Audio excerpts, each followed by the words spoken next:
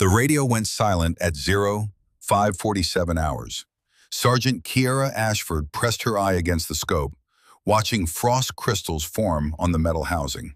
14 degrees below zero, the kind of cold that turned breath into ice and made metal stick to bare skin like a brand. 3,000 yards below her position, in the valley that intelligence had promised was clear, 1,000 Marines were about to die. She could see them, small figures scattered across the frozen floor of the Tora Bora Basin, like toys arranged by a careless child. They had walked into the kill zone 6 hours ago, moving in textbook formation through terrain that should have been empty, should have been safe. Intelligence had been catastrophically wrong. The enemy had waited with the patience of stone. 2,000 fighters, maybe more, hidden in caves and behind ridgelines that satellite imagery had somehow missed or deliberately ignored. They had let the Marines stretch thin, column after column filing into the valley, like links of chain being fed into a machine designed to break them. Now the trap was closing. Kiera watched a young Marine, couldn't have been more than 19, trying to dig a fighting position in ground frozen harder than concrete. His entrenching tool sparked against permafrost. He was crying. She could see that even from 3,000 yards. Crying and digging and staring at the eastern horizon, where the sun would soon rise and bring with it the attack that would end him. Beside her, 40 feet along the ridgeline, her sister waited. Lieutenant Bryn Ashford had the same scope, the same rifle, the same view of the mathematical certainty unfolding below. They had been inserted 72 hours ago as advanced reconnaissance. 2 snipers working the high ground, gathering intelligence on enemy movements. They had done their job. They had reported everything they saw. And then command had sent the battalion into hell anyway. The radio crackled one final time. The voice was distant, breaking up through layers of atmosphere and encryption, and something that sounded like barely concealed relief. All sniper teams, this is Overwatch Actual. Execute Protocol 7. I say again, execute Protocol 7. Withdraw to extraction point Delta. Acknowledge. Protocol 7. The emergency withdrawal order. No questions, no delays, no exceptions. The code that meant the situation was hopeless and command was cutting losses. The signal that said everyone who could leave should leave now, because what happened next wasn't going to make it into any after-action report that families would ever read. Around the valley, Kiera knew other sniper teams were already packing up, already moving through the dark toward extraction points in safety and the clean conscience of having followed orders. Protocol 7 meant the Marines below were acceptable losses in a calculation made by men who would sleep in warm beds tonight. Kiera's finger hovered over the transmit button. She looked toward her sister's position. Bryn was already looking back. Even in the pre-dawn darkness, even across 40 feet of frozen rock, Kiera could read her sister's expression. They had shared a womb before they shared a battlefield. Some connections ran deeper than radio protocols. We have to acknowledge, Kiera said quietly. Her breath formed clouds that dissipated instantly in the wind. Bryn didn't answer immediately. She was counting something. Kiera knew what. Angles, distances, wind speed, temperature gradients, all the variables that turn mathematics into life or death. They'll die, Bryn finally said. All of them. By 0700, that valley becomes a graveyard. Protocol is protocol. Protocol is written by people who aren't watching. Kiera closed her eyes. She had been in the Marines for 9 years. Bryn for 8. They had followed orders through 2 deployments, 4 theaters of operation, countless missions that had pushed them to every edge except this one. They had never once broken protocol. That was what separated professionals from cowboys. That was what kept units functional and people alive. Orders existed because chaos killed, and the chain of command was the only thing standing between civilization and the kind of darkness that turned men into statistics. Except now, protocol meant death. Just not their death. If we stay, Kiera said carefully, we face court-martial, end of career, maybe worse. If we leave, we face ourselves for the rest of our lives. Down in the valley, the young Marine had given up digging. He sat with his back against his inadequate hole, rifle across his knees, staring at the eastern horizon where light would soon spill across the world and paint targets on everything that breathed. Kira made her decision. She reached down and switched off her radio. The small LED that had glowed green for 72 hours went dark. With it went her career, her future, possibly her freedom. But Garrett Ashford had also taught them something else, something he had whispered to them the night before his last deployment, when Kira was 12 and Bryn was 11, and neither of them understood that some goodbyes were permanent. The uniform doesn't make you brave, he had said. The rifle doesn't make you strong. What makes you a Marine is knowing the difference between orders worth following and orders worth defying. Bryn watched her sister's hand move. Then she reached for her own radio. Click. Darkness. Silence. 2 positions. Maximum separation. Overlapping fields of fire. They had worked together so long that planning took seconds. Each knew what the other would do before the words were spoken. Bryn began crawling backward from her position, dragging her rifle and gear bag toward the southern ridge. She would circle, find a new hide, establish her angle. They wouldn't communicate again except through action. Every muzzle flash would be a conversation. Every target eliminated would be a sentence in a shared language. Kira adjusted her scope and settled into the rock. The enemy was out there, beyond the valley rim, hidden in their own positions. She could see occasional movement, a shifting shadow, a careless silhouette against snowpack. They were confident, they had numbers, they had position, they had time. They didn't know about the sisters on the ridge. The eastern sky began its slow transition from black to gray, but that was 72 hours from now. 72 hours before the decision that would break them, or make them, or possibly end them. To understand what happened on that ridgeline, you had to go back. Back to a ranch in Montana where 2 girls learned that shooting wasn't about violence, but about mathematics made physical. Back to the man who taught them that some debts could only be paid in gunpowder and precision. Back to the day their father didn't come home. Montana, 1985. The telegram arrived on a Tuesday. Kira was 12, Bryn was 11. They were at the kitchen table doing homework when the Marine in dress blues knocked on the door of their base housing unit. Their mother answered. Kira heard her make a sound that wasn't quite a scream and wasn't quite a sob.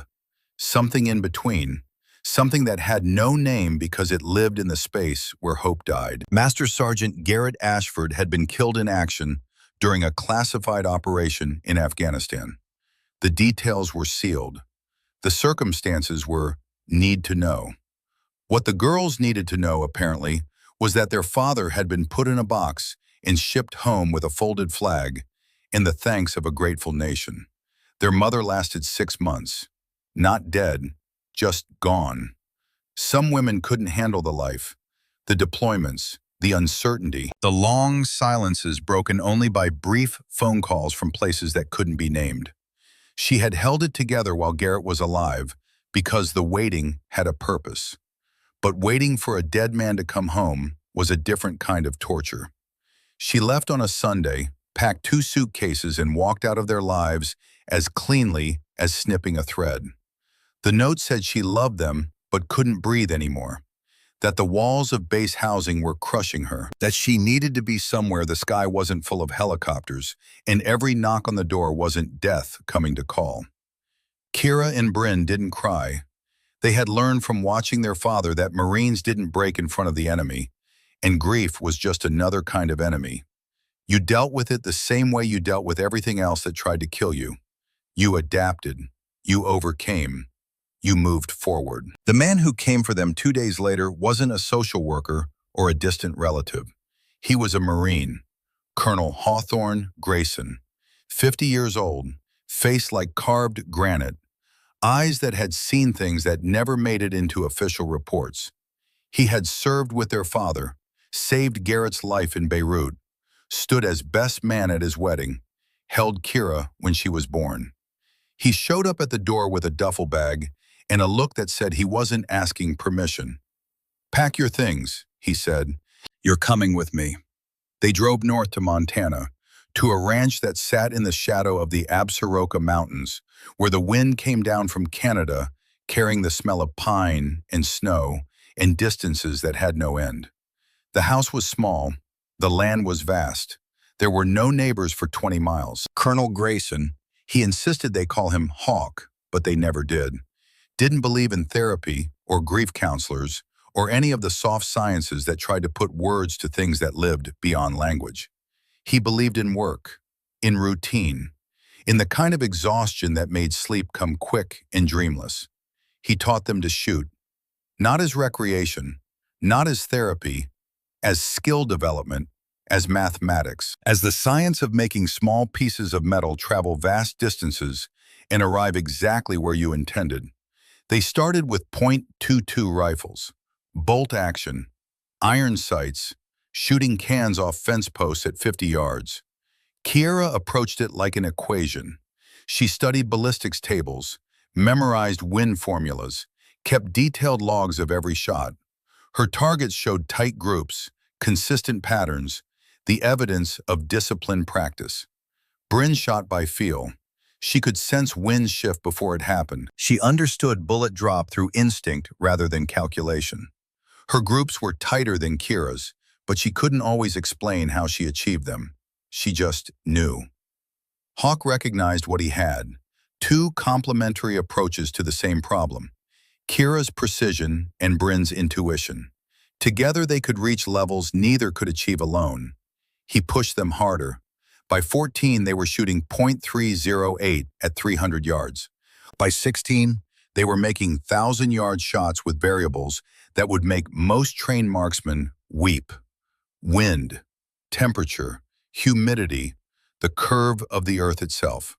They learned to read terrain like a language, to become part of the landscape, to breathe with the world instead of against it. Hawk never once told them they couldn't do something because they were girls. "A rifle doesn't care what you are," he said once, watching Kira adjust her scope for a crosswind that would have made most shooters pack up and go home. "Physics doesn't discriminate, neither should Marines." The lessons went deeper than ballistics.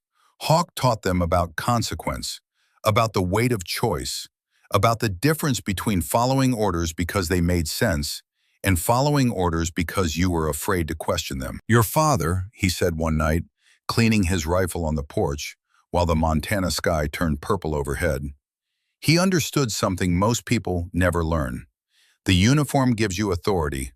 The rank gives you responsibility. But neither one gives you the right to stop thinking. He looked at them both, his eyes reflecting the last light of day. "There will come a time when you have to choose between doing what you're told and doing what's right. When that happens, you make the call you can live with. Then you own every consequence, every single one." Kira was 16 when he said that. She didn't understand it then. She would understand it on a frozen ridgeline in Afghanistan, with 1,000 lives in the balance and a radio in her hand. When they turned 18, they enlisted together. Same day, same recruiter, same oath. Hawk stood in the back of the ceremony, 59 years old, 34 years in service, watching his girls, because that's what they were now, his girls, begin the journey their father had walked before them. He didn't cry, Marines didn't cry, but his eyes were bright enough to catch light. Camp Lejeune, North Carolina, 2000. Scout Sniper School had a 93% washout rate. Most candidates broke during the stalking exercises, crawling through brush for hours, covering mere yards, trying to get close enough to observer towers without being spotted. Or they broke during the shooting tests, where anything less than perfect meant failure, and failure meant going back to your unit with the knowledge that you weren't good enough. Kira and Bryn didn't break. They finished first and second in their class. Kira's written tests were the highest scores in school history. Bryn's field performance set records that still stood. The instructors struggled to rank them because they excelled in different aspects of the same discipline. Eventually, they gave up and simply noted in the official record that the Ashford sisters represented a complete sniper package split across two bodies. The ceremony was small. 37 candidates had started the course. 4 graduated. Kira and Bryn, 2 men who looked at the sisters with a kind of respect that transcended gender or politics or any of the social noise that existed outside the world of hard skills and measurable results. Hawk was there, 65 years old now, retired from active duty but still consulting for the Pentagon on matters that required his particular brand of experience. He shook their hands like they were professionals, not children, like they had earned their place. The SEAL commander standing next to him didn't share the sentiment. Wade Blackwell, 48 years old, call sign Ironside, for reasons that had to do with a firefight in Mogadishu and a door that he'd kicked down despite taking 3 rounds to the plate carrier. He ran the Advanced SEAL Sniper program. He had a chest full of medals and a reputation for producing shooters who could hit targets that other people couldn't even see. He also had opinions about women in combat roles. "Congratulations," he said, but the word carried no warmth. "First female graduates. The press is going to love that." Kira met his eyes. "We didn't graduate because we're female, Commander. We graduated because we outshot everyone else. On a range, under controlled conditions." Blackwell's smile was thin. "Combat is different. When the blood flows and the rounds crack past your head and everything in your biology is screaming at you to run, that's when we find out what people are really made of." "Is that what happened to you in Mogadishu, sir?" Bryn asked quietly. "Your biology screamed at you to run?" The smile vanished. "What I'm saying," Blackwell continued, voice hardening, "is that this is still a boys' club.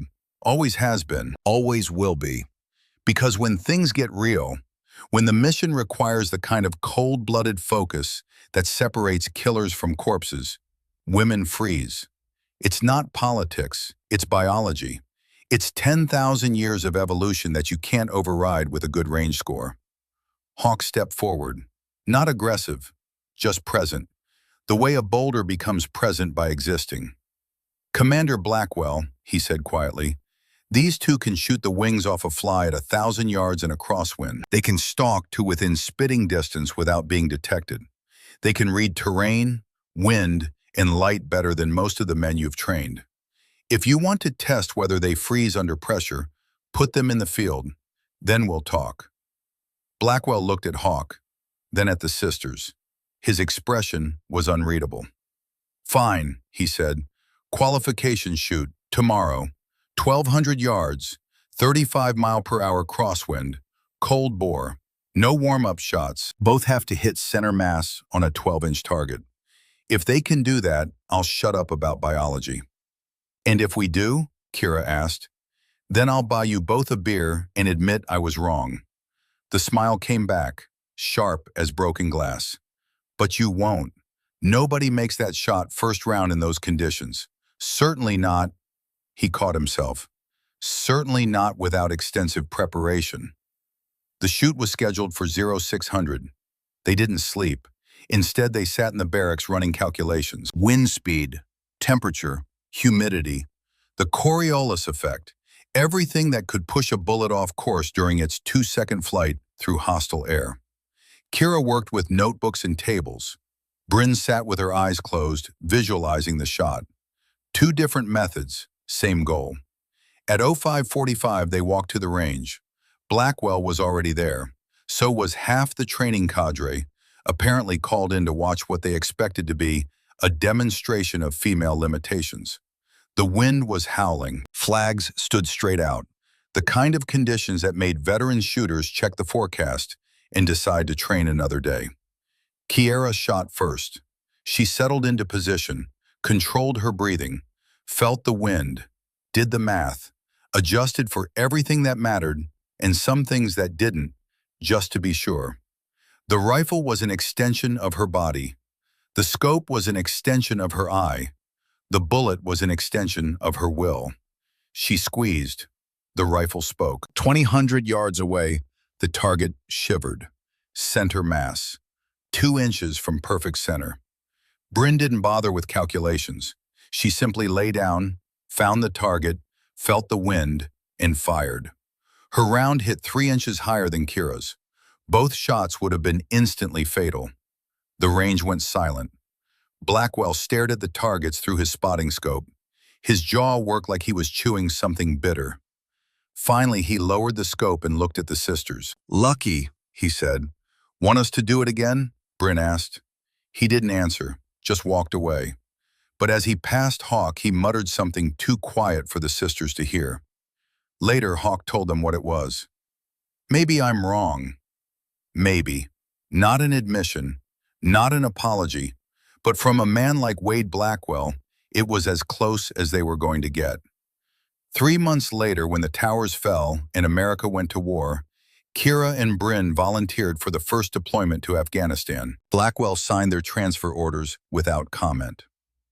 Bagram Air Base, Afghanistan, October 15th, 2001. The briefing room smelled like diesel fuel and stale coffee. Kiera sat in the back row, notebook open, pen ready. Beside her, Bryn sat with her eyes half closed, already visualizing terrain she hadn't seen yet. They had been in country for 3 weeks, most of that time spent training with conventional units who weren't quite sure what to do with female snipers. The reactions ranged from curiosity to skepticism to outright hostility. None of it mattered. They did their job. They made their shots. Slowly, grudgingly, they earned the kind of respect that couldn't be faked or given. It had to be taken, one perfect shot at a time.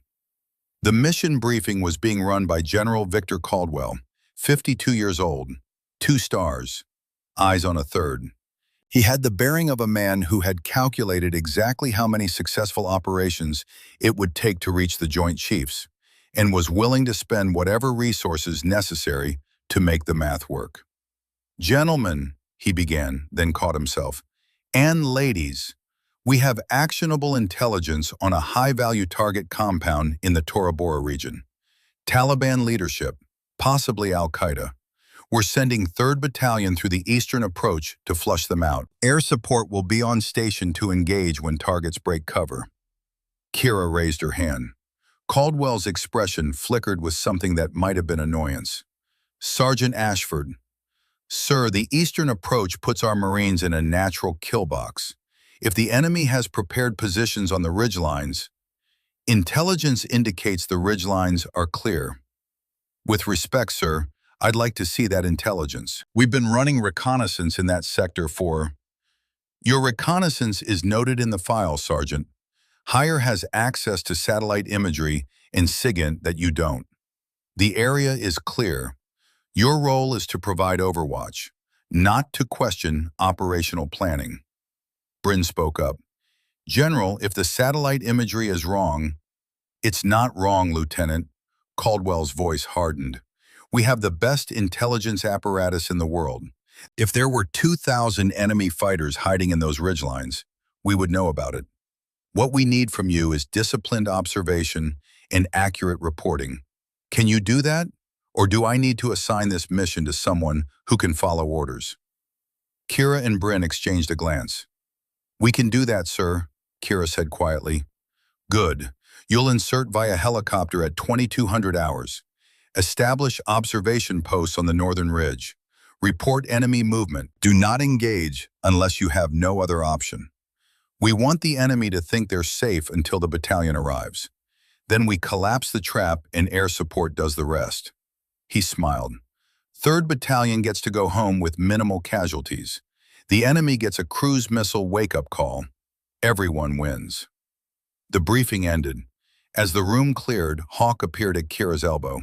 He had been sitting in the corner, observing. At 66, he was technically retired, but retirement for men like him meant consulting and advising and occasionally being in places where, officially, he didn't exist. "Walk with me," he said. They walked to the edge of the airfield where helicopters sat like sleeping insects waiting for darkness. "You were right to question," Hawk said. "Caldwell is wrong. Maybe not about the intelligence. Maybe the satellites did miss something. Maybe SIGINT failed to pick up enemy communications. Or maybe he stopped. Maybe what? Bryn asked. Hawk looked at them both. His eyes were the same color as Montana winter sky. Maybe Caldwell knows exactly what's waiting in those ridgelines. And maybe he's sending 3rd Battalion in anyway. Kira felt something cold settle in her stomach. Why would he do that? Because bait works. You want to draw out enemy leadership, you need to make them think they have an opportunity. What better opportunity than 1,000 Marines walking into a trap? The enemy commits. They reveal their positions, and then air support eliminates them all at once. Clean, efficient, career-enhancing. That's insane, Bryn said. That's war. Some generals count victories. Some count bodies. Some count how many successful operations it takes to get another star.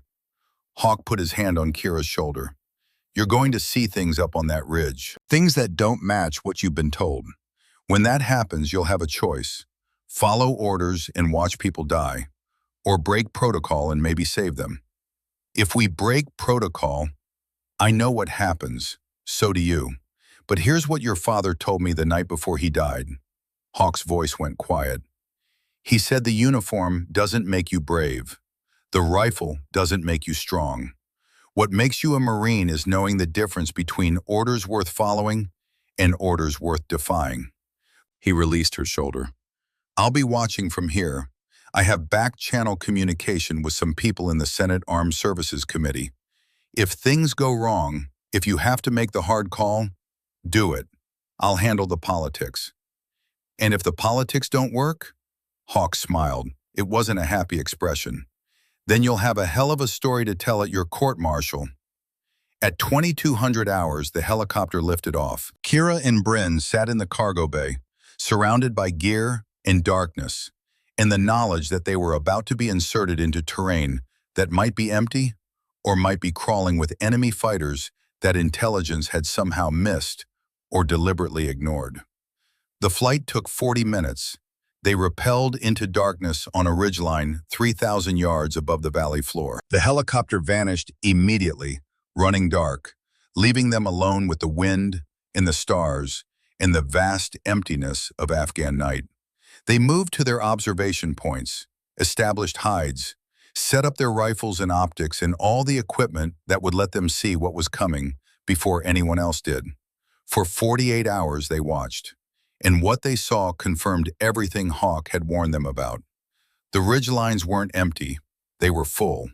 Cave entrances, fighting positions, heavy weapons, ammunition caches, an entire battalion-sized element, maybe more, positioned with the kind of discipline and preparation that spoke of weeks of planning. Kira reported it. Caldwell's response came back terse and immediate. Your assessment doesn't match our intelligence. Continue observation.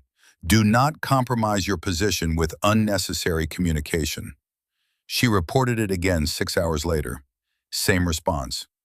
Bryn tried on a different channel, routing through Bagram operations. Same response, different voice. Higher is aware of your concerns. The mission proceeds as planned. At 0200 on October 18th, 3rd Battalion began its movement into the valley. Kiera watched them through her scope. 1,000 men, good men, Marines who had families and futures, and every reason to believe that their command wouldn't march them into a deliberate ambush for the sake of drawing out enemy leadership. At 0400, the trap closed. Gunfire erupted from a dozen positions. Heavy machine guns, RPGs, mortars. The Marines scattered, seeking cover that barely existed. Some went down immediately. Others fought back, returning fire at muzzle flashes they could barely see. The radio came alive with desperate voices calling for air support, for artillery, for anything that could shift the mathematical certainty that was unfolding in that frozen valley. Air support was grounded. Weather, artillery, was out of range. The Marines were alone. At 0545, the order came again. All sniper teams, withdraw. Other teams were already moving toward extraction. already making the decision that protocol demanded. She looked at Bryn. Bryn looked back. And Kira Ashford, sergeant in the United States Marine Corps, daughter of a man who had died believing that some things were worth more than survival, reached down and turned off her radio. The LED went dark. 72 hours of following orders died with that small green light. Everything that came after would be measured against this moment, this choice. 2 rifles, 1 oath, 1,000 lives. The sun was coming. The first shot broke the silence at 05:47 hours. 3,200 yards, wind gusting at 18 miles per hour from the northwest. Temperature 14 below zero. The kind of conditions that turned ballistics into guesswork for anyone who hadn't spent a lifetime learning to read the invisible. Kira exhaled slowly, let her heartbeat settle into the rhythm of someone who had made peace with consequence, and squeezed. The rifle spoke. The sound rolled across the valley like distant thunder. 3.7 seconds of flight time. In that brief eternity, the enemy officer she had targeted moved slightly, shifting his weight as he prepared to give the signal that would send 2,000 fighters pouring into the valley to finish what the ambush had started. He never gave that signal. The bullet took him in the throat instead of the head, 2 inches lower than Kira had aimed, but the ballistics of high-velocity rounds don't care about intentions. The officer dropped like a puppet with cut strings. Arterial spray appeared black in the pre-dawn light. The men around him scattered, diving for cover, screaming into radios, searching the ridgelines for an enemy they couldn't see. 2 seconds later, another officer fell on the southern approach. Bryn's shot, center mass, textbook perfect. The enemy positions erupted into chaos. Kira worked her bolt.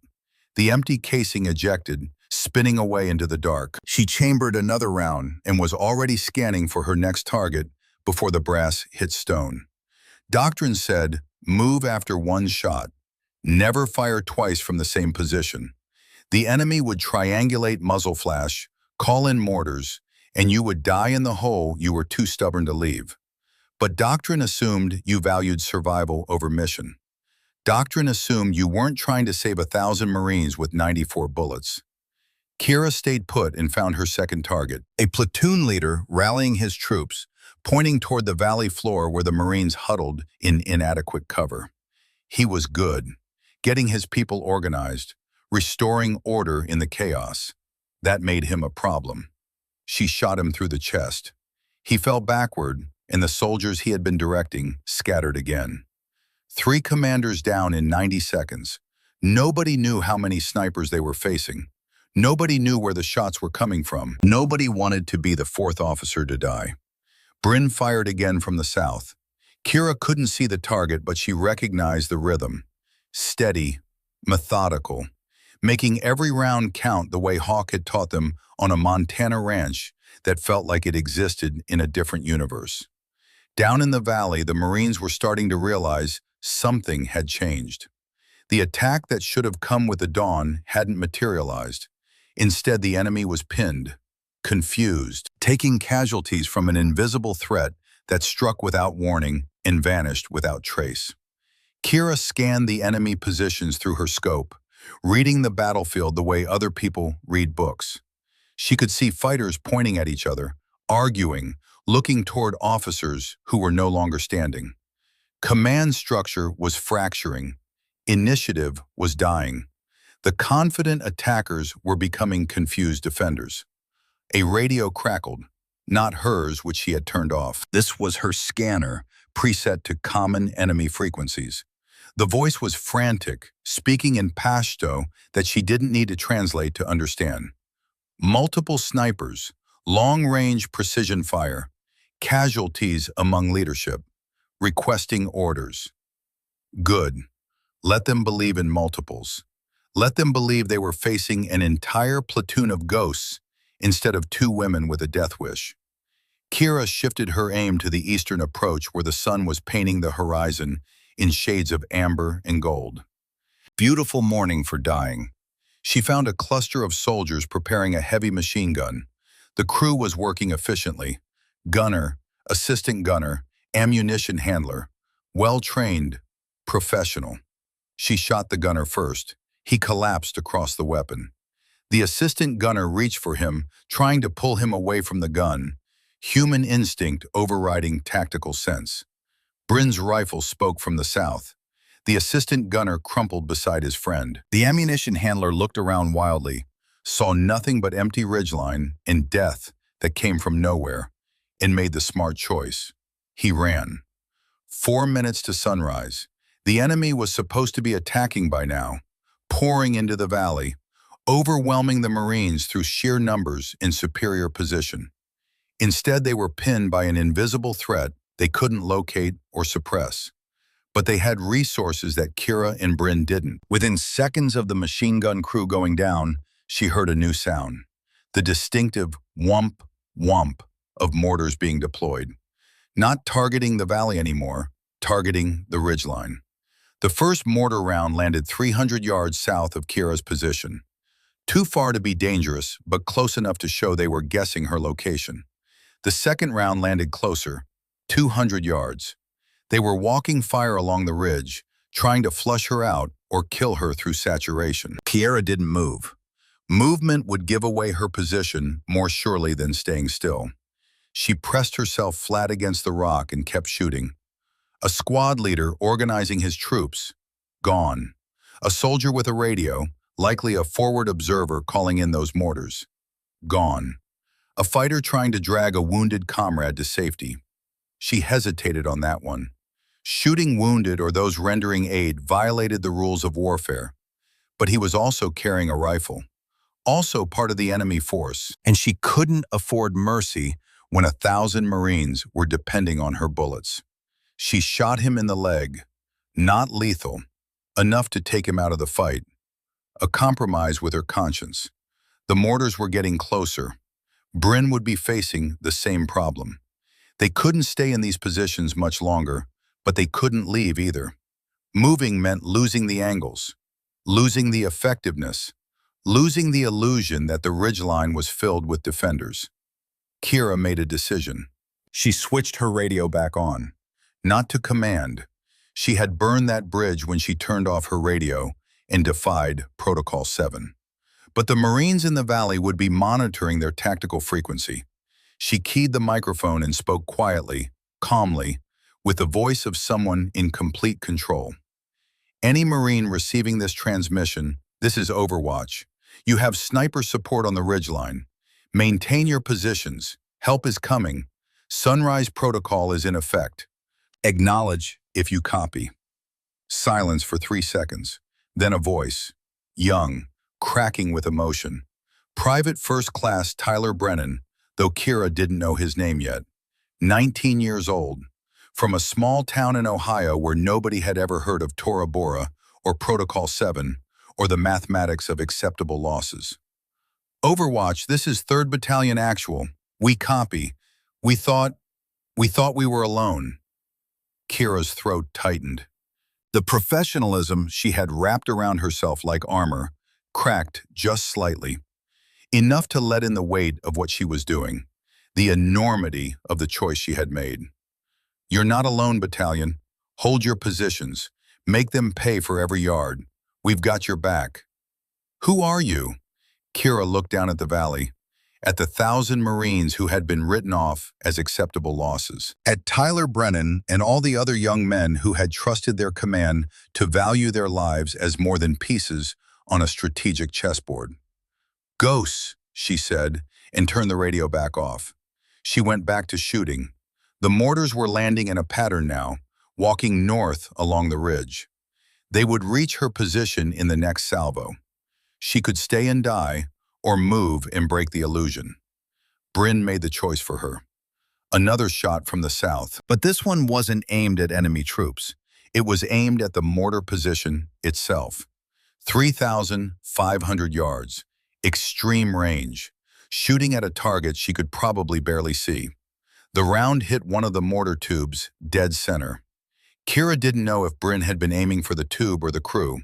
She suspected Bryn didn't know either. At that range, with that wind, hitting anything was more art than science. But the effect was spectacular. The mortar round that had been loaded into the tube detonated. The entire position went up in a cascade of secondary explosions.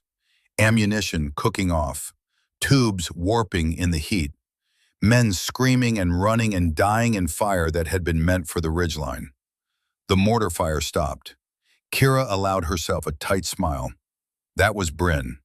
When doctrine said hide and wait, she said attack the problem directly. When the math said a shot was impossible, she made it anyway and let physics figure out the details.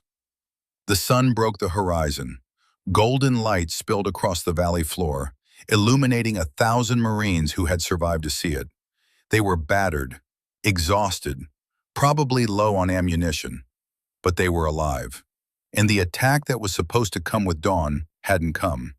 Instead, the enemy was reorganizing, taking casualties, trying to figure out how to fight an opponent they couldn't see.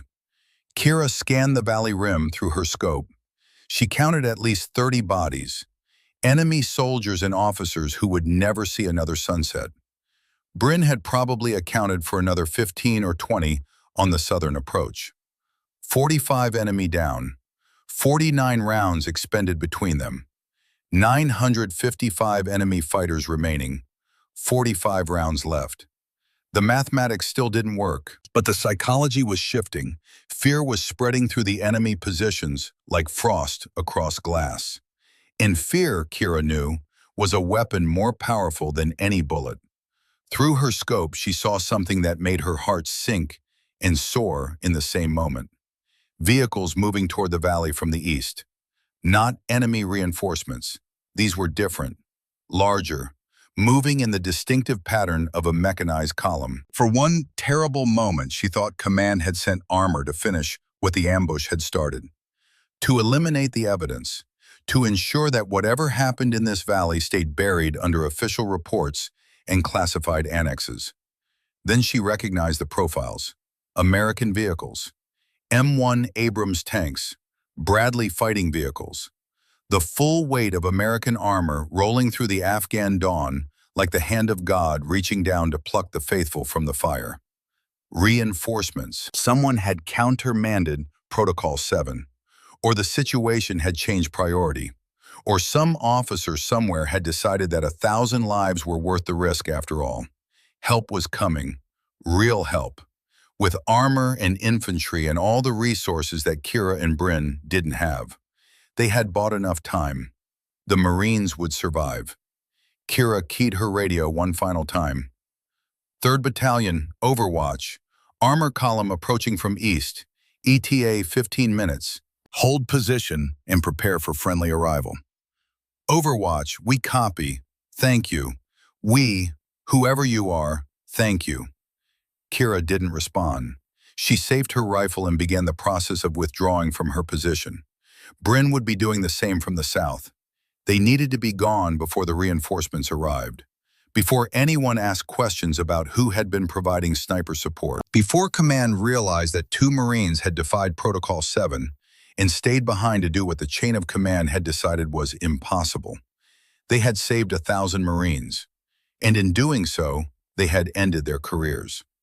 The withdrawal took hours, moving like smoke across terrain that wanted to kill anyone who moved without perfect caution.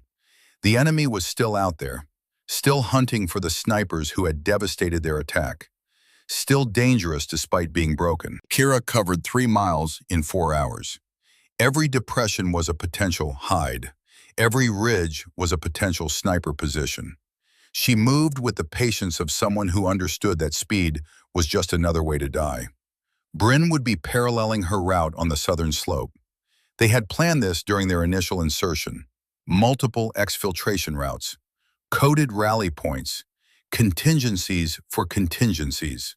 The kind of planning that looked paranoid until it kept you alive. The terrain was brutal. Frozen scree that shifted under every step.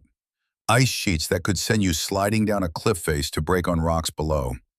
Wind that cut through gear and skin like it was searching for the warm parts to freeze. Kira's hands were numb despite her gloves. Her face burned with cold despite the scarf wrapped around it. She moved anyway, stopped when necessary.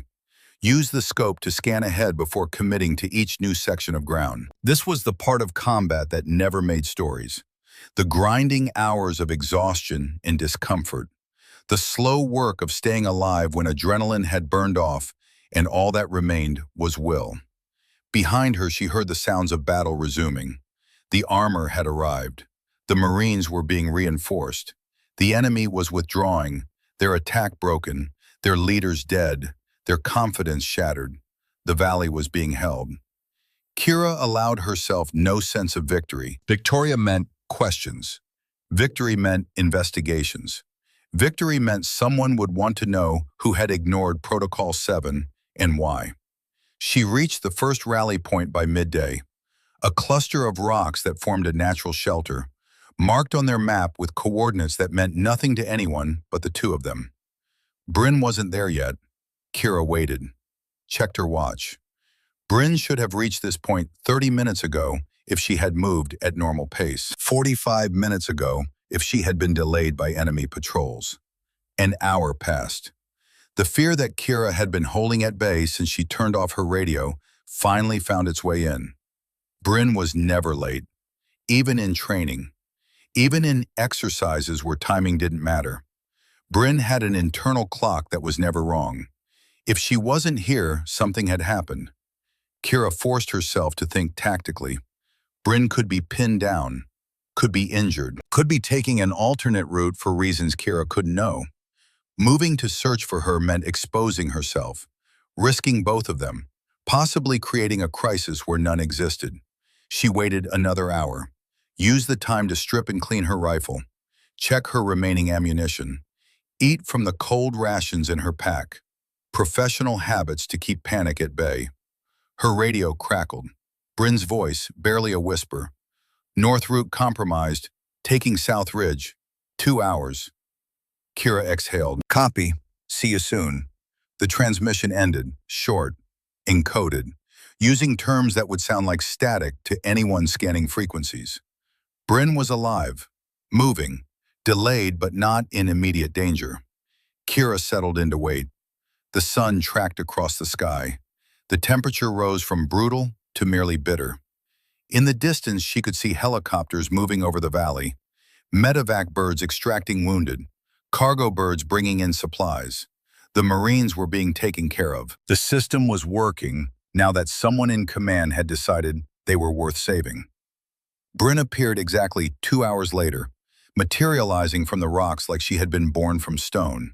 She looked exhausted, face wind-burned, eyes red-rimmed, moving with the careful precision of someone at the end of their reserves.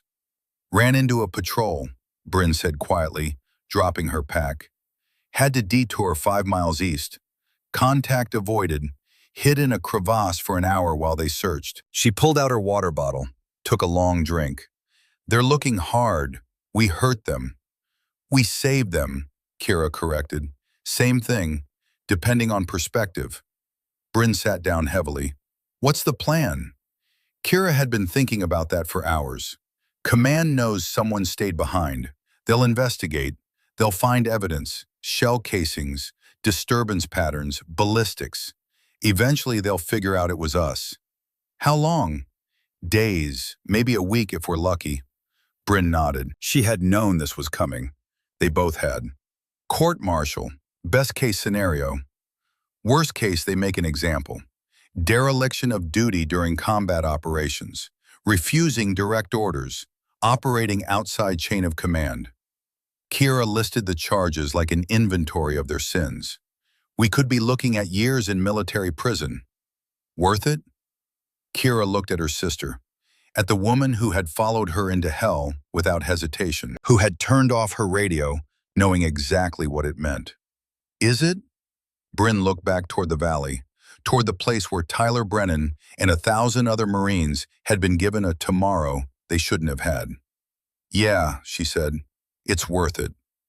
They moved out at dusk, another 20 miles through terrain that wanted to kill them, past enemy patrols that were still searching, past observation posts and fighting positions, and all the infrastructure of an army that had been broken but not destroyed. On the 4th day, they found the abandoned outpost. It sat on a ridge overlooking a narrow valley, one of dozens of positions that had been built during earlier conflicts and then left to decay when the wars moved elsewhere. The walls were crumbling, the roof mostly collapsed, but the foundation was sound, and the location gave them a commanding view of the terrain below. More importantly, it had a cache. Every outpost maintained supply caches, hidden stores of ammunition, medical supplies, rations. The military rarely recovered them during withdrawals. Too much effort, too little value. But for two fugitives running on empty, a cache was salvation. Bryn found it under a loose stone in what had been the communications room, a metal container, sealed and buried, untouched for years. Inside, 6 boxes of ammunition matching their rifles, field dressings, water purification tablets, a dozen MREs that were probably expired but still edible. "Someone's looking out for us," Bryn said, checking dates on the ammunition. "Or we're just lucky," Kira replied, but she felt it too. A sense that the universe was conspiring to keep them moving forward, that the story wasn't over yet. They spent the night in the outpost, taking turns on watch. Kira took the second shift, keeping vigil in the pre-dawn hours when attacks were most likely. She watched the valley below, scanning for movement, for lights, for any indication they had been followed. Nothing. Just wind and darkness and the distant cry of a nightbird. When Bryn relieved her at dawn, Kira finally allowed herself to think beyond immediate survival. They had made it nearly 100 miles. They were approaching the border region. Not an official border with checkpoints and customs, but the fuzzy zone where one country's authority faded and another's hadn't quite taken hold. If they could reach that zone, they could find people who didn't care about military protocols. Smugglers, traders, fixers who moved people and goods across borders for the right price. With the remaining gold coins in their emergency pouches, they might be able to arrange transport to somewhere safer. From there, it was a matter of finding an embassy, making contact, telling their story before command could bury it. It was a long shot, but all their shots had been long. On day 11, they reached the border zone. There were no signs, no fences, no official markers. But Kira could sense the change. In the settlements, in the way people moved. This was the margin, the edge, the place where rules loosened and survival trumped ideology. They found a small town that existed primarily to service the gray market. Goods moved through here that couldn't move through official channels. People passed through who couldn't pass through official borders. Kira and Bryn needed exactly that kind of passage. They found a fixer in a building that was half tea house, half smuggler's den. The proprietor was a man in his 60s, missing fingers on his left hand, weathered face that spoke of decades lived hard. He conducted business in a back room filled with smoke and quiet conversations. But he wasn't the one they ended up dealing with. As they waited, another man entered. Older, 62 maybe, moving with the careful precision of someone who had learned to conserve energy because explosive movement could get you killed. He had scars, the kind that came from shrapnel and knife fights and close calls that had left marks. He looked at Kira and Bryn. His eyes lingered on their gear, their rifles, the way they carried themselves. Then he said something in Russian accented English that made Kira's hand tighten on her rifle. "Ashford. Garrett Ashford, you are his daughters, yes?" Kira didn't answer, didn't confirm, didn't deny, just watched him with the kind of attention that preceded violence. The man raised his hand slowly. "I mean no harm. I am Maxim Volkov. Once I was Spetsnaz, Soviet Special Forces. I fought in Afghanistan, 1985, Panjshir Valley." He pulled something from his pocket, moved slowly, showed them a battered photograph. Soviet soldiers, American advisors, mountains in the background. "This man," Volkov said, pointing to a figure in the photo, "Garrett Ashford, American advisor. He saved my unit from ambush. We were surrounded, out of ammunition, waiting to die. Your father called in air support, risked his position to save Russians who were supposed to be his enemy." Kira looked at the photo, at the man who might have been her father, 17 years younger, alive. Why are you telling us this? Because I have debt, blood debt. Your father saved my life, saved my men. When Soviet Union fell and I stayed in Afghanistan, became, he gestured around the room, businessman.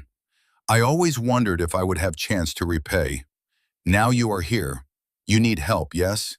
You need to cross border, disappear. Bryn stepped forward. What's the price? Volkov smiled. Debt paid, no price. Garrett Ashford gave me tomorrow I should not have had. I give you same. We are even. Kira studied him, looking for deception, for the trap, for the angle. She saw only a man who had lived long enough to understand that debts like this cross borders and decades. When? She asked. Tonight, truck convoy leaves for Pakistan. You ride in hidden compartment, uncomfortable, maybe dangerous if checkpoint guards search. But you will cross border and no one will know. That night, they rode in darkness, cramped in a space 6 feet by 4 feet by 3 feet tall, pressed against cargo that smelled of diesel and something organic that might have been rotting. The checkpoint came after 2 hours. Guards climbed onto the truck, searched containers, voices raised in question, answered in bored routine. Footsteps stopped above their hidden compartment. A voice barked orders in Urdu. Something metallic scraped against the truck bed. A pry bar testing panels. Kira's hand found Bryn's in the darkness. They had no weapons, no ammunition. This was the end. The scraping moved closer, stopped directly overhead. Then, voices arguing. One guard insisting on checking, another saying they were behind schedule. A long pause that stretched like wire pulled tight. The footsteps moved on. The engine restarted. 30 minutes later, the panel opened. Daylight stabbed in. Volkov's face appeared in the opening. Welcome to Pakistan, he said. Embassy district is 4 blocks that direction. From here, you walk. I have never seen you. You have never seen me. Debt is paid. He closed the panel. Kira and Bryn climbed out into afternoon sunlight and city noise. They were filthy, exhausted, carrying rifles they couldn't explain and wearing clothing that marked them as military, even without insignia. They had to move fast. 4 blocks became 8 because they took an indirect route, checking for surveillance, ensuring they weren't being followed. By the time they reached the embassy gates, it was nearly dusk. The Marines on guard duty looked them over with professional suspicion. 2 exhausted women carrying heavy bags, approaching right before closing time. We're American citizens, Kira said. We need to speak with someone. It's urgent. Nature of your business? Kira pulled out her military ID, battered from 2 weeks of hard travel but readable. We're United States Marines, she said, and we need to report war crimes. The guard's posture shifted. He spoke into his radio. Within minutes, an official appeared. A woman in her 50s, professional, radiating competence. I'm Deputy Chief Margaret Whitfield. The guards say you're Marines. Yes, ma'am. Sergeant Kira Ashford and Lieutenant Bryn Ashford. We're not on any embassy roster. We need to speak with the defense attaché, privately. Whitfield studied them for a long moment, made a decision. Come with me. They were escorted into the embassy compound, through security, into a conference room where they waited under watchful eyes. After 20 minutes, a man in uniform entered. Colonel Insignia, defense attaché. I'm Colonel Dutch Harrington, he said. I understand you have information about an incident. Kira took a breath. This was it. The point where they stopped being fugitives and became something else. Whistleblowers, heroes, criminals, depending on who was listening. 2 weeks ago, she began, 3rd Battalion was ambushed in Tora Bora. Command issued Protocol 7. We disobeyed. We stayed. We provided fire support until reinforcements arrived. The battalion survived. She pulled out her tactical notebook, every shot logged, every distance recorded, every moment documented. We believe we'll face court-martial for our actions, but we also believe that someone needs to explain why command was willing to let 1,000 Marines die. Harrington took the notebook, scanned pages. His expression didn't change. You understand what you're alleging? Yes, sir. And you understand the potential consequences? Yes, sir. Then why turn yourselves in? You made it across the border. You could have disappeared. Kira looked at Bryn, at her sister who had followed her through hell and out the other side. Because the truth matters, Kira said. Because if we disappear, the story gets buried. But if we stand up and tell it, maybe something changes. Harrington closed the notebook. You're both under military authority as of this moment. You'll be held here pending investigation. This is complicated. We understand, sir. I'm not sure you do. You saved lives. But you also broke chain of command during active operations. You've put command in an impossible position. Kira met his eyes. With respect, sir, command put itself in that position when it issued Protocol 7. Harrington almost smiled. That's between you and the court-martial board. For now, you're both confined to embassy quarters. They were led away, separated for the first time in 2 weeks. As the door closed behind her, Kira felt the weight of everything settle onto her shoulders. They had made it safely across. Now they would tell their story and face whatever came next. They held Kira in isolation for 3 days. A small room in the embassy basement, bed, desk, chair, no windows. Meals delivered by guards who wouldn't make eye contact. She wasn't technically under arrest. No charges had been filed, but she was definitely in custody. The first interrogation came on day 2. 2 officers from the Inspector General's office, a colonel and a major, both wearing the careful expressions of people conducting an investigation that could become politically explosive. They went through Kira's notebook page by page, cross-referenced her statements against satellite data, battle reports, radio transcripts. They asked the same questions multiple ways, looking for contradictions or exaggerations. Kira answered everything truthfully. No point in lying. The evidence would either support her or it wouldn't. You claim 47 effective shots, the major said. That's an extraordinary number for a single engagement. I didn't shoot 47 people. I shot 47 times. How many were effective, I can't confirm. Probably 30, maybe 35. The rest were suppressive fire or shots at equipment. Still a remarkable performance. My sister probably matched me. We had good positions and the enemy gave us targets. The colonel leaned forward. Why didn't you withdraw when ordered? Because withdrawing meant the battalion would be overrun.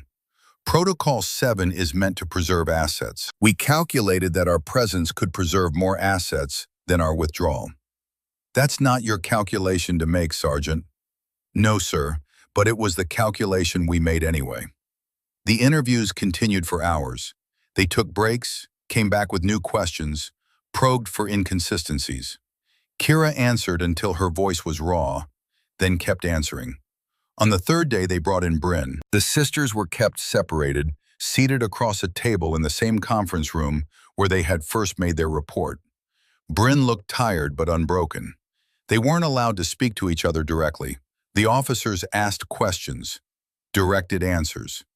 Lieutenant Ashford, did your sister order you to remain in position? No, sir. We discussed options and came to the same conclusion independently. So it was a joint decision. Yes, sir. Who turned off their radio first? Bryn glanced at Kira. Does that matter? It establishes chain of command and responsibility. We both turned off our radios within seconds of each other. I don't know who was first. I don't care. The colonel made a note. You understand that disobeying Protocol 7 is a serious offense? I understand that following Protocol 7 would have been a more serious offense, sir. The interrogation went on. They were looking for something. Evidence of conspiracy, maybe. Proof of premeditation. Some legal angle that would make this easier to prosecute or excuse. Kira knew they wouldn't find it. She and Bryn had made their decision in the moment, based on the situation in front of them. It wasn't planned. It wasn't malicious.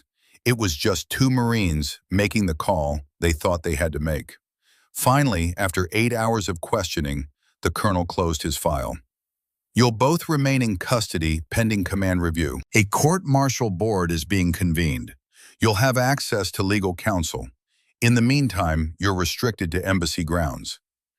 Kira and Bryn were escorted back to their separate rooms. As they passed in the hallway, Kira caught her sister's eye. Bryn gave the smallest nod. They had done everything they could. Now it was out of their hands. Days passed. Kira read, exercised in her small room, thought about everything that had led to this point. She tried not to think about worst-case scenarios.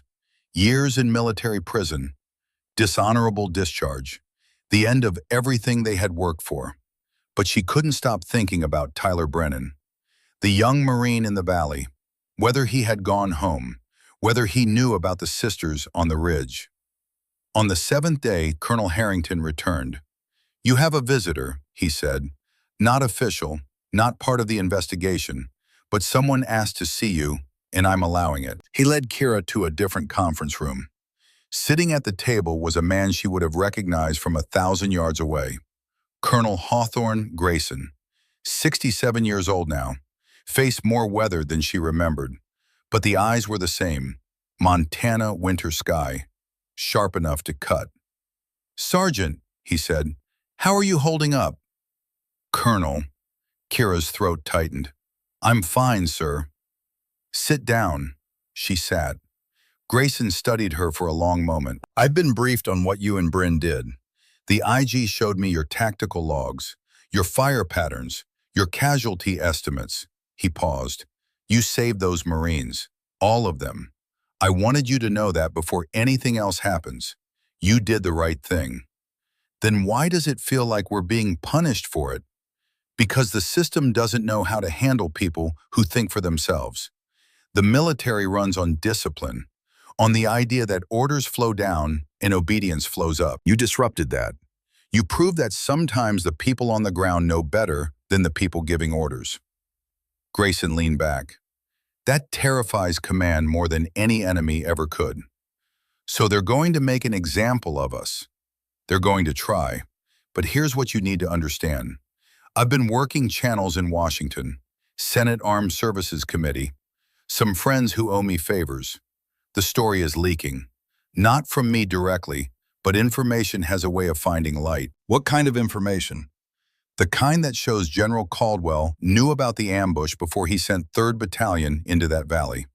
Radio intercepts, intelligence briefings he received and ignored.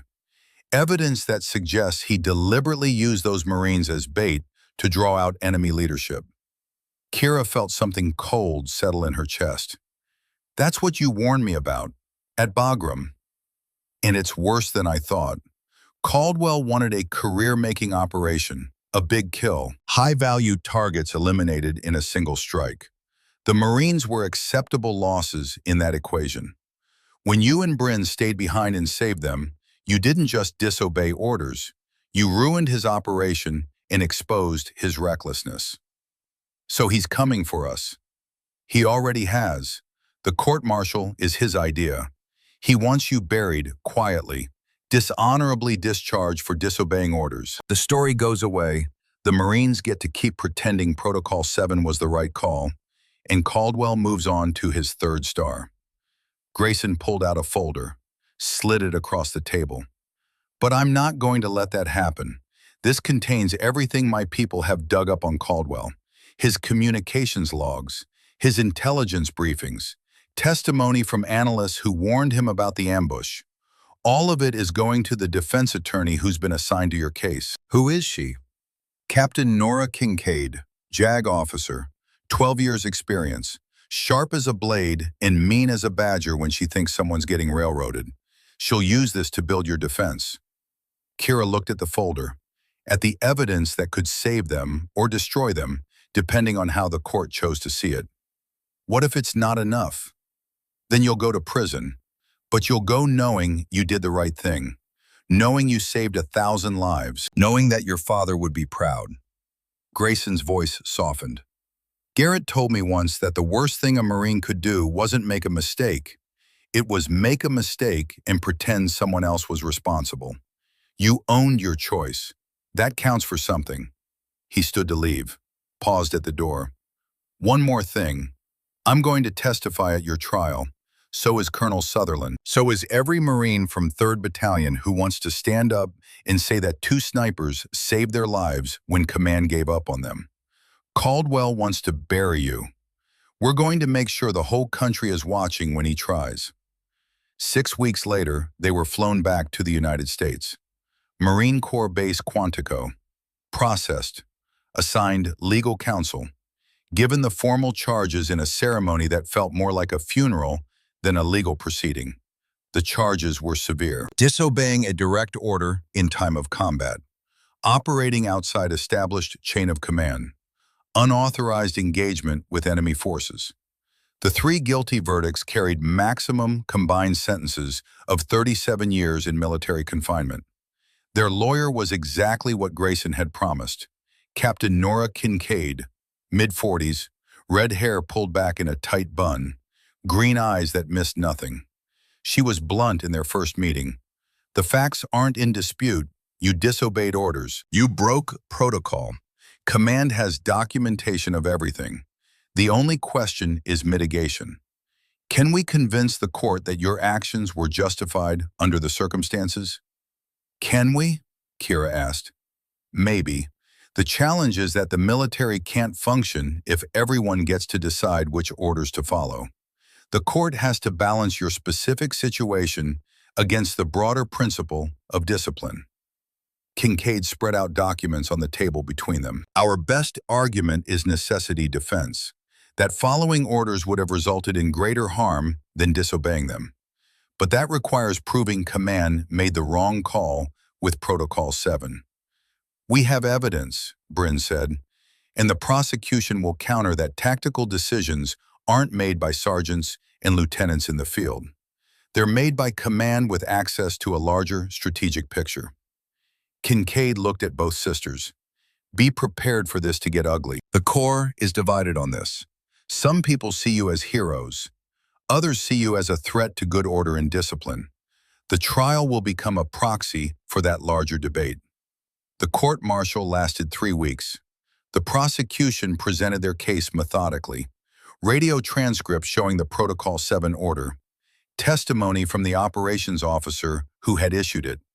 Expert witnesses explaining why battlefield commanders couldn't be allowed to freelance. The most damaging testimony came from a brigadier general who had helped write the protocols. Protocol 7 exists precisely because junior officers in the field don't have the information necessary to make strategic decisions. Sergeant Ashford and Lieutenant Ashford believed they were saving lives, but they didn't know what resources were being marshaled for rescue. They didn't know the larger operational picture. They made a decision based on incomplete information and got lucky. He paused for effect. Next time, that kind of freelancing could trigger an international incident or compromise a larger operation. We can't allow individual Marines to override command decisions based on what they think they see from their limited vantage point. Kincaid cross-examined aggressively. General, were resources being marshaled for rescue? The situation was being evaluated. That's not what I asked. Were resources actively being deployed to save 3rd Battalion? The general hesitated. Not at the time Protocol 7 was issued. So the battalion was being abandoned. They were being evaluated as acceptable losses in a fluid tactical situation. Acceptable losses, 1,000 Marines, acceptable. Kincaid let that hang in the courtroom. General, if Sergeant Ashford and Lieutenant Ashford had followed orders, would those Marines have survived? That's impossible to determine. Colonel Sutherland determined it. He commanded those Marines. He testified that without sniper support, his battalion would have been overrun by dawn. Do you dispute his assessment? I dispute that Sergeant Ashford and Lieutenant Ashford had the authority to make that calculation. The prosecution rested after 10 days. The court had heard extensive testimony about protocol, about chain of command, about the necessity of discipline in military operations. Now it was the defense's turn. Kincaid called Colonel Wade Sutherland first. He testified for 6 hours, describing the tactical situation in detail. The enemy disposition, the inadequacy of his defensive position, the certainty of annihilation if dawn had come without support. The sniper fire changed everything, Sutherland said. His voice was steady, but his eyes were fierce. The enemy lost command cohesion. They lost initiative. They went from confident attackers to confused defenders. That bought us time until reinforcements arrived. The prosecutor stood for cross-examination. Colonel, do you believe junior officers should be allowed to override command decisions? I believe officers should be trained to exercise judgment. That's what Sergeant Ashford and Lieutenant Ashford did. They looked at the situation, made a calculation, and acted accordingly. Even when that action violated direct orders? Sutherland paused. The courtroom went silent. I would rather be court-martialed for saving lives than decorated for following orders that led to massacre. The words landed like artillery rounds. The prosecutor tried to recover. You're saying you would have disobeyed Protocol 7 if you were in their position? I'm saying I hope I would have had their courage, because what they did on that ridgeline wasn't insubordination. It was leadership. Kincaid called other witnesses, Marines from 3rd Battalion who testified about the desperate hours of darkness, about the certainty that dawn would bring death, about the impossible sound of sniper fire from the ridgeline. Private First Class Tyler Brennan took the stand, 20 years old now, alive because 2 women had defied orders. He testified with tears in his eyes. We thought we were alone. We thought command had written us off. Then we heard the shots, enemy officers dropping, machine gun crews getting taken out. And we knew someone was fighting for us. His voice broke. They saved us. I don't understand why that's a crime. The prosecutor objected. The court sustained. Brennan's opinion on legality wasn't relevant, but the emotion was. The court-martial board, 5 officers ranging from major to colonel, watched Brennan testify. They heard the crack in his voice. They saw the impact of Kira and Bryn's decision measured in living, breathing, human terms. Kincaid saved her most important witness for last. The defense calls Colonel Hawthorne Grayson. Hawk walked to the stand like he was walking into fire. 67 years old, 42 years of service counting active duty and consulting.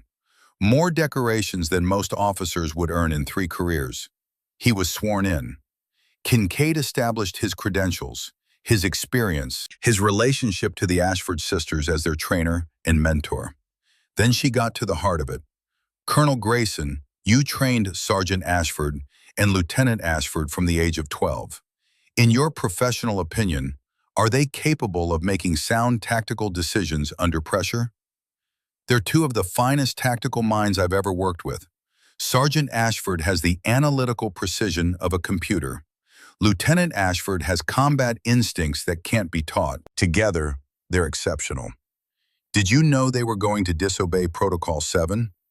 I suspected they might face that choice. I advised them to trust their judgment. The courtroom stirred. The prosecutor made a note. You advised them to disobey orders? I advised them to make the call they could live with. There's a difference. Kincaid paused. Colonel, you've reviewed the evidence regarding General Caldwell's knowledge of the ambush. Would you share your findings with the court? The prosecutor stood. Objection. General Caldwell isn't on trial here. Your Honor, Kincaid said calmly, General Caldwell's decision-making is directly relevant to whether Protocol 7 was a lawful order. If the order was given in bad faith or with reckless disregard for American lives, that bears on whether my clients were justified in disobeying it. The judge considered. I'll allow it, but keep it relevant, Captain Kincaid. Kincaid nodded. Colonel Grayson, what did your investigation reveal? Hawk pulled out a folder, the same one he had shown Kira in the embassy. General Caldwell received intelligence briefings 48 hours before the operation. Multiple sources indicated heavy enemy presence in the Tora Bora region. Sergeant Ashford reported enemy positions 3 separate times. Caldwell dismissed all warnings. Why would he do that? Because the operation wasn't about protecting 3rd Battalion. It was about using them as bait to draw out high-value targets. Caldwell wanted a big kill, a career-making operation. The Marines were acceptable losses in that calculation. The courtroom erupted. The judge called for order. The prosecutor was on his feet. Objection! This is speculation and character assassination.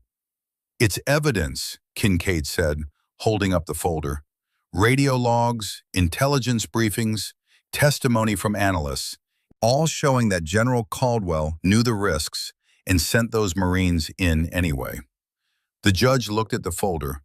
I'll review this in chambers. Court is in recess. During the recess, something unexpected happened. A man in a Navy uniform approached Kincaid. SEAL insignia, commander rank, Wade Blackwell, Ironside, the man who had mocked Kira and Bryn at their sniper school graduation, who had said women would freeze under pressure, who had set up an impossible qualification just to prove them wrong. Captain Kincaid, he said, I need to speak with you about testimony. Kincaid looked wary. Commander, you're not on the witness list. I should be. The prosecution called me to testify tomorrow about whether women can handle combat stress. They think I'm going to support their narrative. Are you?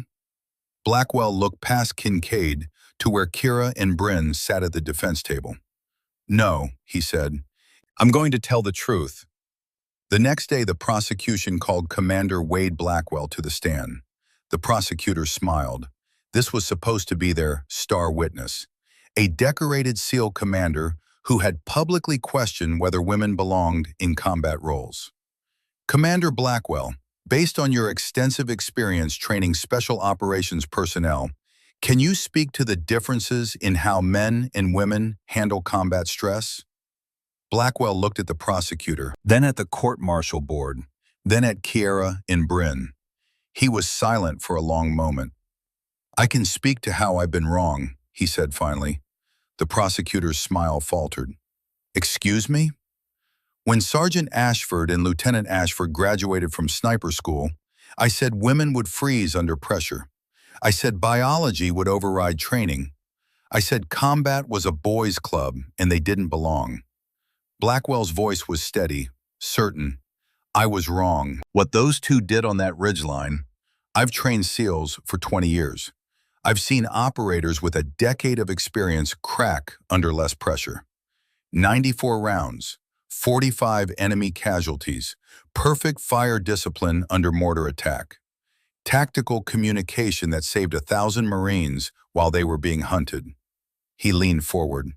If I could clone Sergeant Ashford and Lieutenant Ashford for my platoon, I would do it tomorrow.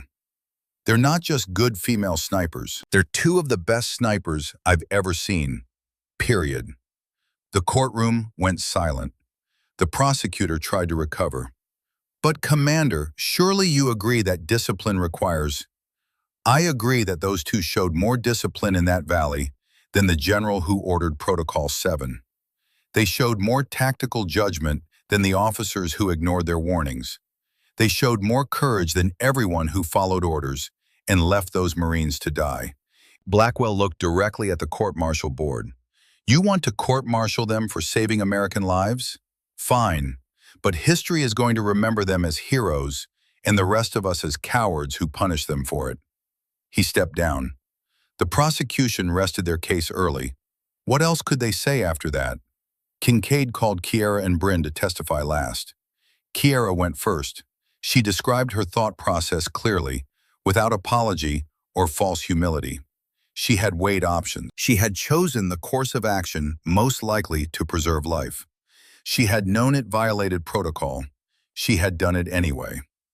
Did you consider that your actions might encourage other Marines to disobey orders? The prosecutor asked during cross-examination. No, sir. I considered that following orders would result in 1,000 deaths. That seemed like the more significant consequence.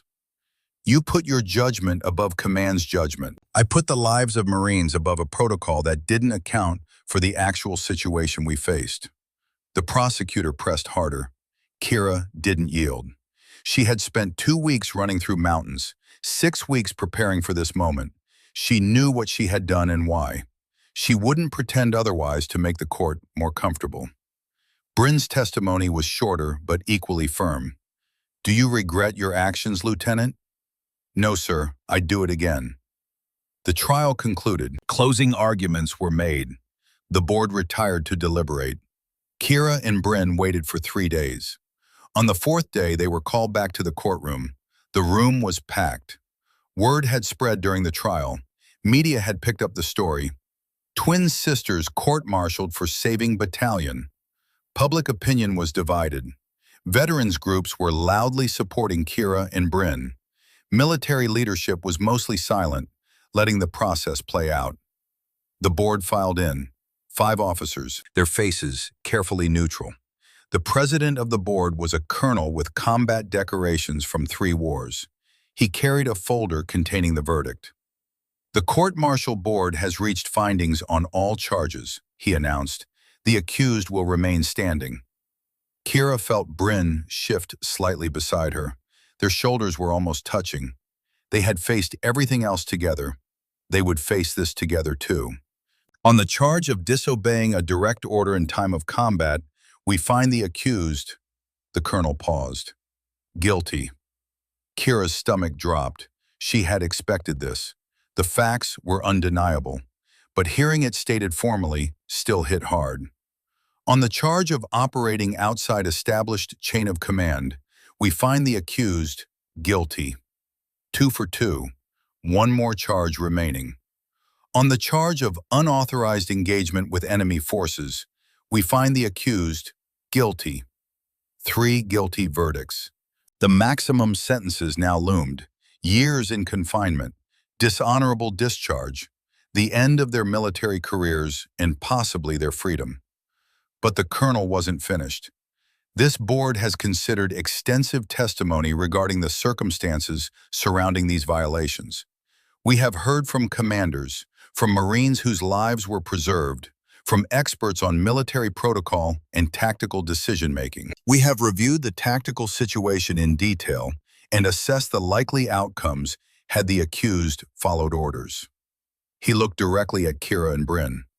The board finds that while the accused clearly violated direct orders, they did so in a situation where following those orders would have resulted in catastrophic loss of American lives. We find that their tactical judgment, while outside proper chain of command, was sound and demonstrated the kind of initiative the Marine Corps claims to value in its leaders. Kira hardly dared to breathe.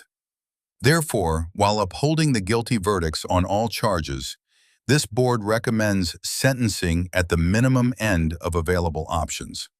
The accused are sentenced to reduction in rank of 1 grade, forfeiture of 1 month's pay, and formal reprimand to be placed in permanent record. He paused. No confinement, no discharge. The courtroom erupted, spectators talking, reporters scrambling for phones, officers conferring in whispers. The colonel raised his hand for silence. This board further notes that Corporal Ashford and Sergeant Ashford demonstrated extraordinary skill, courage, and tactical judgment under pressure. While we cannot endorse violation of protocol, we acknowledge that rigid adherence to protocol in this instance would have resulted in unacceptable casualties. He closed the folder.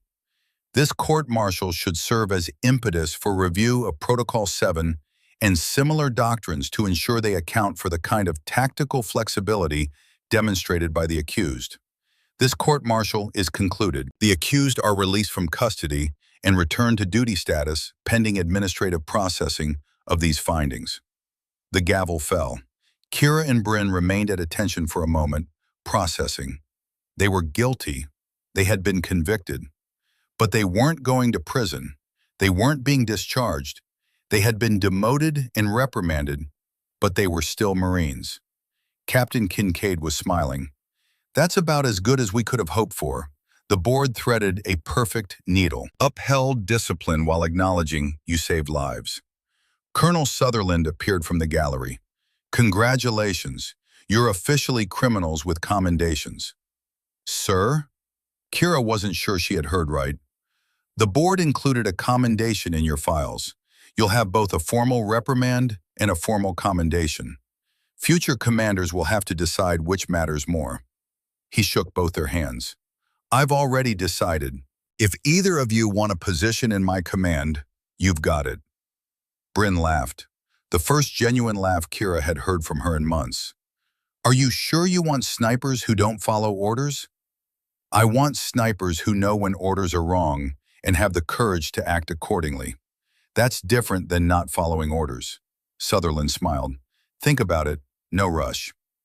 Hawk appeared next. He didn't say anything. Just pulled them both into a hug that smelled like Montana pine and gun oil and home. Your father would be proud, he whispered. So am I. As the courtroom cleared, one more person approached. Commander Wade Blackwell. He stood at attention, extended his hand. I owe you both an apology. I judged you before I should have. That was wrong. Kira shook his hand. You came back. You testified for us. That matters more. I need instructors for the SEAL sniper program. Best in the world. I want the best, teaching them. He looked at both sisters. Interested? Kira and Bryn exchanged a glance. We'll think about it, Kira said. Blackwell nodded. Fair enough. He started to leave, then turned back. For what it's worth, that valley, what you did, that's the kind of thing people will be talking about 50 years from now. Not because you disobeyed orders, because you knew which orders deserved to be defied. They walked out of the courtroom side by side. Virginia sunlight. Autumn afternoon. The world continuing as if nothing had changed, even though everything had. They had been convicted, demoted, marked for life with both reprimand and commendation. But they had survived. They had told their story, and 1,000 Marines had gone home because two sisters decided that some principles mattered more than protocol. 3 weeks later, the news broke. General Victor Caldwell was being court-martialed for reckless endangerment and dereliction of duty. The evidence Hawk had compiled, the ignored warnings, the intercepted communications, the analyst's testimony, had made its way from the Ashford trial to the Senate Armed Services Committee. The general who had tried to bury 2 Marines for saving lives was now facing the same military justice system he had weaponized against them. Kira watched the news from the Quantico training office. She felt no satisfaction, no vindication, just a quiet certainty that some equations balance themselves eventually. She turned off the television and went back to work. 6 months later, Marine Corps Base Quantico, the sniper training ranges where Kira and Bryn had first proven themselves years ago. They were running a class now, 20 students, 18 men, 2 women, teaching the mathematics of wind and distance in bullet drop, teaching the art of becoming invisible, teaching the science of making impossible shots. Hawk visited the class. 68 years old now, moving slower than he used to, but his eyes still sharp as winter sky. Protocol 7 has been retired, he told them after the students had left for the day. New doctrine just came down, the Ashford Protocol. Mission commander discretion when American lives are endangered by standing orders. Your names are in the manual. Kira didn't know what to say. Bryn looked at her sister, eyes bright. Does Caldwell know? Bryn asked. Caldwell is gone, dishonorably discharged. Last I heard, he was writing a book about how the military has gone soft. Hawk smiled. Nobody's buying it. As he was leaving, a young female recruit approached, nervous, determined. Corporal Ashford, can I ask you something? Kira nodded. What do you do when orders contradict what you see on the ground? When you know following them will get people killed? Kira looked at Bryn, at Hawk, at the range where they had learned to shoot, in the world where they had learned to choose. You make the call you can live with, she said, and then you own the consequences. every single one. The recruit nodded and walked away. Hawks saluted them.